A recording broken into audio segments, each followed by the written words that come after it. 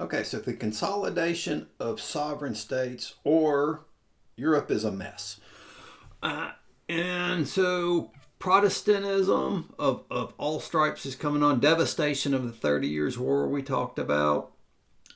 All this is to say that no effective imperial government in Western Europe. So this is from the perspective of valuing the unification of government. So not everybody's going to think like this, by the way. So the authors of this textbook, and people generally sort of like the formative periods of the empires, but we don't have an empire in this era. Empires make things, I guess, seem more unified. I'm not sure how much of this stuff is even going to matter as long as people are not at war anyway. Then it's going to matter a whole lot, and the fragmentation is going to be conducive to war. But if you're just in the fields under a feudal lord, as we would call him in the day, do you really care that much who you're kicking up to for your crops and all, as long as they're not getting too much of it? Okay, this is going to go through. This guy named Emperor Charles V tried to create a unification. So something like Charlemagne did way back when, but he couldn't do it. But what I want to point out here, because I don't think I've talked about it before, is how fragmented this looks from all the spheres of influence. This has to deal with the rich families, the aristocratic families. You don't really have a whole lot of choice in marriage at this time if you're important. So meaning princes and princesses especially, it's kind of a bad lot in that, say you're a princess in London. You could end up in Prague, no problem, because you're going to intermarry for the courts here. So this is why, so remember part of the 30 Years' War, I said, well, I am remembering certain ancestral claims over here. It's because all the rich people, the aristocrats, are all intermarried with each other, right? And what we really mean are the courts through here. So you definitely hear a lot of different languages in the court at Rome, for example. Same thing at Florence, because you're going to have, say, princesses in Bohemia here from Prague, so modern Czechoslovakia. They're going to end up living here. So, you need a better alliance. The marriage has been a very old institution to do that for. This goes way back. So it's supposed to cement a familial alliance. And sometimes it does, and sometimes this is just for show.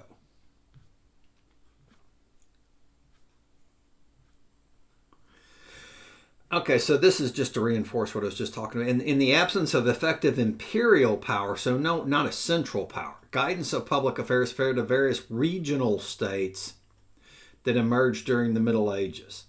And so, not exactly chaos, but they tend to fight with each other.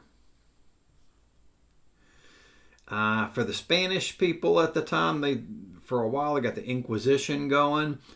And this is nothing new, but just if you haven't heard some stuff like this before, really it's about state power, and you're using it to extract or to keep the people you want afraid, get stuff out of them. You can exercise power over them in a different way, essentially. Saying that we heard you were a sinner. We have these witnesses saying that you were a sinner, you didn't really, and so on. Then it just gets out of control. So especially, this will show up all over the world, by the way. And what was it? The Rwanda, the genocide in Rwanda. At the end, after we looked at it, at the end of the day, it seemed very convenient how many on one side were claiming that the people on the other side, they were bad, they were from this, and really it started as mostly the rich people who are holding relative to the rest of the population, who are holding the land and money. But when civilizations tend to go, it tends to be like, if they start spiraling, it gets real bad. As it did with the English here in the English Civil War. So as an offshoot, I'm going to say it's an offshoot, not necessarily everybody would say that. What the English people did. So think today, these are the proper London society. People tend to think that if you hear someone talking with a British accent, that they're smarter. And so we tend to put things on these cultures that are not there. And so one of the things that I like to point out is, man, you imagine what would happen in America if we decapitated the head of our president, right? Publicly, cameras on and all of that. Well, that's what the English people did. They did this with King Charles I. They literally drug him out into the square and off with your head. And we have had enough of you.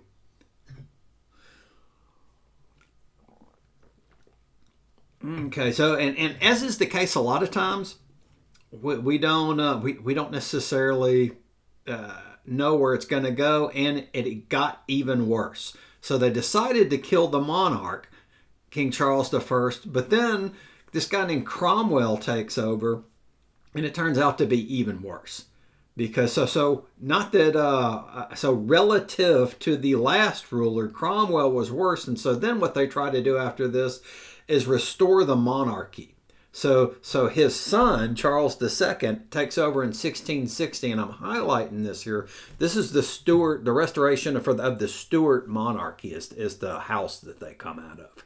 And I'm going to call this the long 18th century. And the reason I'm calling this the long, so we're not quite till 1700 here, which it's weird, but we would call that when we look back, we call that the 18th century, even though it's 1700, 1799. So I'm adding 40 years to the century proper. Well, why, Davis, why are you doing that? And I'm doing that because after they got this rolling here, it seemed to propel what we're about to call the Enlightenment. Or so a lot political stability. So they went, for the most part, relative, and this period was pretty bloody, but relative to what preceded it, I guess I should say.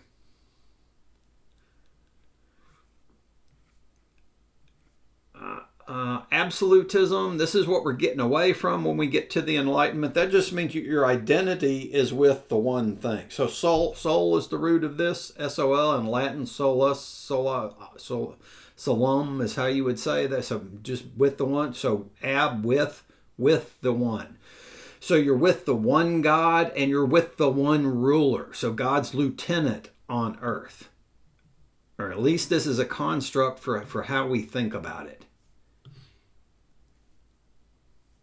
Remember, this goes back. So I stressed it with Constantine. This wasn't the first time it came up, wasn't with Constantine. It's just a rather famous and long-lasting instance of it. But this is all over Europe at the time. And by the way, that was one of the things that led to the mess of the 30 Years' War.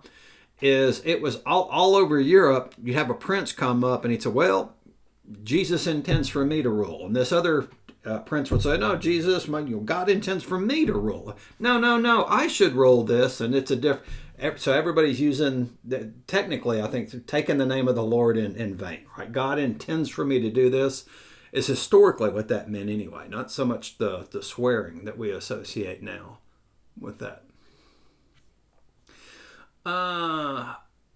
The Sun game. This guy was something else, right? Louis the 14th. Yeah, easily. I mean, just about any one of these could be a presentation. But when people look at the sort of the high court in this is it. Right? The just completely over the top. Some of the stuff that happens here, including it's way past what your book mentions.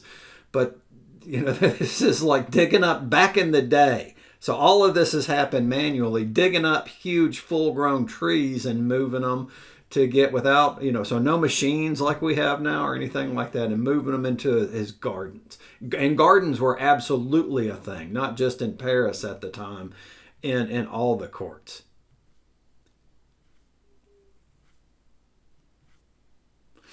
Going to go through some of the same thing was going on in Russia, is basically what the book's saying.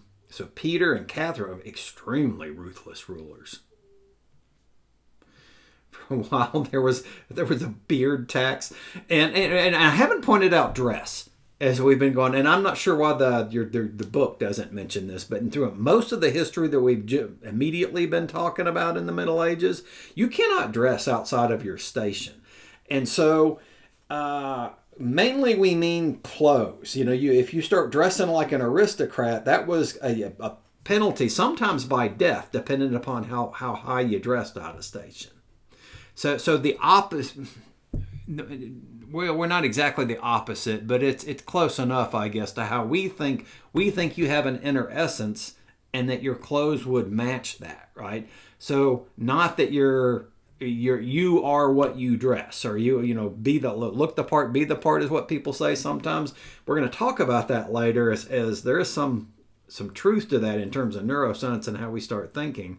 But this is, they put a lot of importance on what you wore. Remember, clothes, textile industry is still really important. Clothes are very important. They're very expensive too.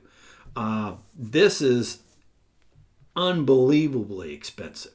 And so that part of what she's doing here with the painting, showing off a tremendous amount of wealth. And I forget what's in the actual chapter when we get there to cover it, but one of the things I'll go through is when painters are dressing up into things like they're showing, I have made it. I have the money. This is like several Corvettes over worth of money. And here textile, they were like, this kind of clothing is that expensive. Even normal clothing was expensive. Okay, so again with the Peace of Westphalia ends up sort of solidifying things here for the 30 Years' War. But then this is what I really want to point. Since Europe, so notice all even back in the day, all the different countries. So all the different potential leaders, and then people who want to expand their power. So the backdrop in Europe is like, failure to keep up with the latest improvements in arms technology could lead to defeat on the battlefield and decline in state. So if you were any one of these states and you did not keep up in the arms race, that was bad for you. You're going to get taken over. So thus, Europeans continuously sought to improve their military arsenals, and as a result, by the 18th century, European armaments outperformed all others. This is one of the things that we tend to not talk about a whole lot. Europeans are extremely bloody people, and not opposed at all, just to doing it with technology. And if you're interested in stuff like this, a writer like Jonathan Swift later on in English, he's writing in Ireland mostly, but he's just absolutely just scathing and toward this type of attitude in Gulliver's Travels. And I'm not even sure if in y'all's generation that this is still popular as a cartoon, but if you have seen that in the past, it in no way, shape, or form captures the absolute, just sort of his brilliance, as it were, as a satirist. And Gulliver's Travels is a really good work, but people just don't really read anything anymore, much less Gulliver's Travels.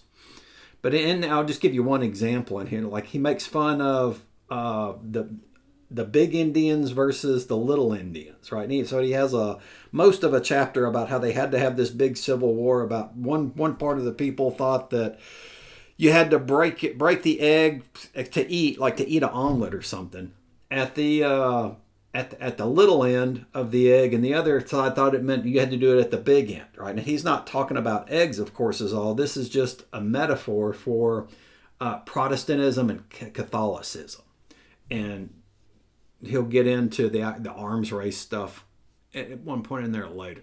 Anyway, I think that'll do it for this screencast.